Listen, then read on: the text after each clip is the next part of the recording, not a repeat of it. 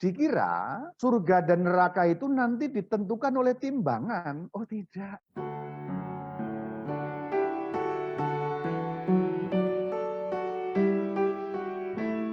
Pertanyaan pertama, surga itu adakah? Ada. Karena gereja Katolik mengajarkan bahwa surga itu ada. Neraka itu ada? Ada. Dasar Alkitabiahnya. Matius 5 ayat 16 bicara mengenai surga.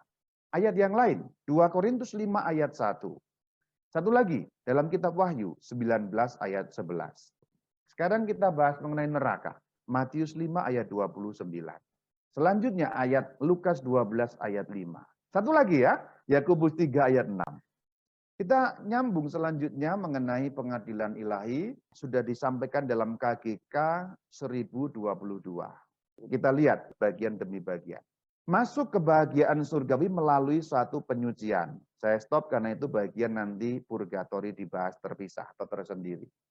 KGK itu masih nyambung langsung kebahagiaan surgawi. Ad immediate in beatitudinem celi. Ini mengenai surga. Ataupun yang disebut yang kedua, damnandum tadi, semuanya eternal. Eternal itu kekal. Sekali orang ke sana, maka orang tidak dapat keluar atau berpindah tempat. Yang di surga ya selama-lamanya di surga, yang neraka ya selama-lamanya di neraka. Purgatori itu nyambungnya ke surga, karena dikatakan sudah jelas masuk surga, tetapi perlu apa? Purificatio. Maka tadi dikatakan per purificationem, melalui penyucian. Tapi ke surga. Berarti orang yang di purgatori itu vonisnya, bahasa Jepangnya, jelas dan gampangnya, vonisnya vonis surga, bukan vonis neraka. Berarti tetap hanya ada dua keputusan kekal, yaitu surga atau neraka. Sekarang mengenai persyaratan masuk. Gereja Katolik juga mengajarkan di dalam KGK 1023. Orang yang berada dalam status rahmat itu artinya tidak melakukan mortal sins, tidak melakukan dosa mortal.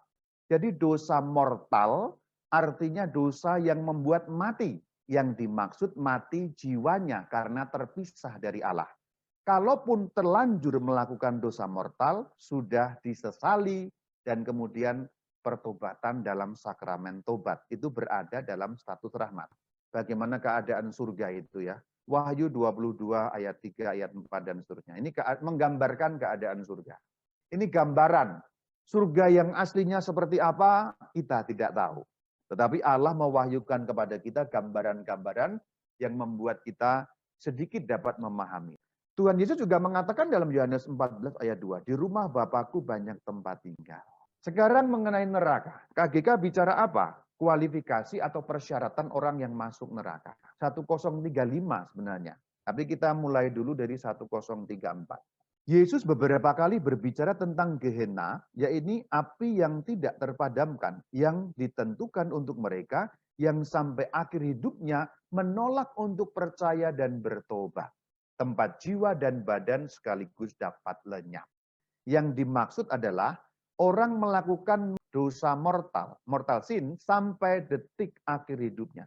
Ketika Anda meninggal dalam keadaan berdosa mortal, otomatis Anda masuk neraka.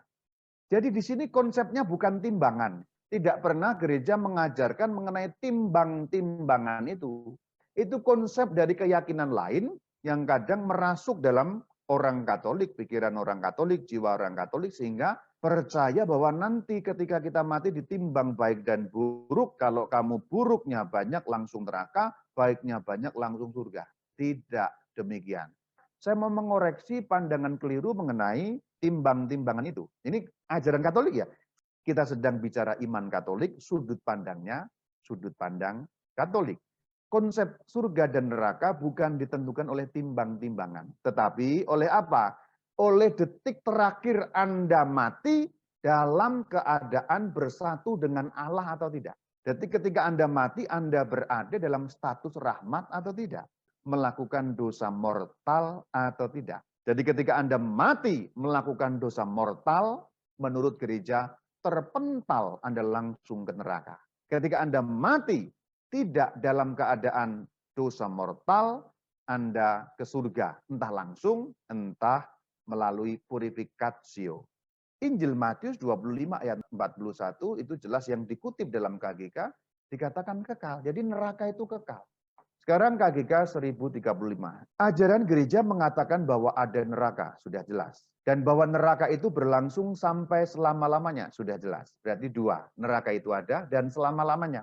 Jiwa orang-orang yang mati dalam keadaan dosa berat, masuk langsung ke dunia orang mati.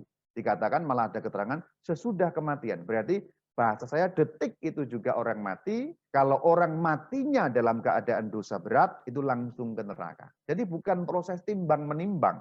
Tapi detik orang mati, dia dalam keadaan mortal sin atau tidak. Kalimat lanjutannya menarik. Karena ini membongkar pengertian-pengertian kekanak-kanakan kita. Pikiran kita mengenai siksaan neraka. Digambarkan kalau di neraka itu orang nanti dipotong lidahnya, yang sering berdusta dipotong numbuh lagi, yang sering nonton film porno matanya dicukil numbuh lagi, yang sering mencuri tangannya dipotong numbuh lagi, yang sering bersinah kelaminnya ditusuk atau dipotong numbuh lagi, dan sebagainya. Itu bayangan kita mengenai neraka dan itu bayangan kekanak-kanakan.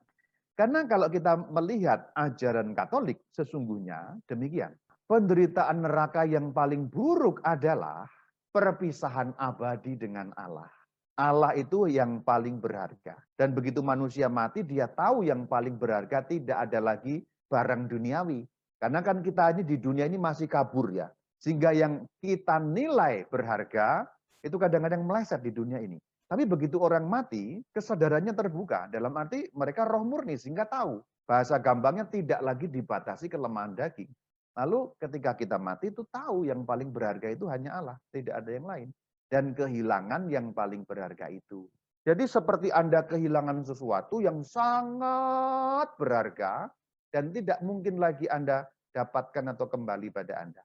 Ternyata siksaan seperti itu yang membuat orang paling menderita di neraka. Jadi penderitaan neraka yang paling buruk justru bukan dipotong-potong tadi, diiris, ditombak, enggak itu. Justru perpisahan abadi dengan Allah.